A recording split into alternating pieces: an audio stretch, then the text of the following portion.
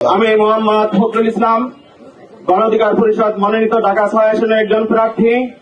গণ অধিকার পরিষদের সম্মানিত সভাপতি জনাব নুরুল হক নূরের সিদ্ধান্তে আমি মোহাম্মদ ফখরুল ইসলাম ঢাকা ৬ আসনের বিএনপি প্রার্থী ইশাক হোসেন সাহেবকে সম্মতি জ্ঞাপন করছি। গণ অধিকার পরিষদ ঢাকা ৬ আসনের ছাত্র অধিকার পরিষদ, যুব অধিকার পরিষদ এবং শ্রমিক অধিকার পরিষদ সকল নেতাকর্মী এখন থেকে বিএনপির পক্ষ হয়ে মাঠে কাজ করবে ইনশাআল্লাহ। বিএনপি সাথে যুগপৎ আন্দোলনে আমরা রাজপথে একসাথে আন্দোলন সংগ্রাম করেছি। বিএনপির সাথে আমাদের আসন সমঝোতা হয়েছে। ইনশাআল্লাহ সবাই আমরা ঐক্যবদ্ধভাবে সামনে ইশাক হোসেন সাহেবকে বিজয় করার লক্ষ্যে, ধানের শীষ মার্কাকে বিজয় করার লক্ষ্যে মাঠে কাজ করব।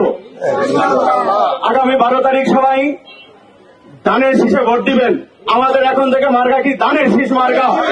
সবাই বিএনপি সকল নেতাকর্মীর সাথে ঐক্যবদ্ধভাবে ইনশাআল্লাহ আমরা মাঠে কাঁধে কাঁধ মিলিয়ে কাজ করব।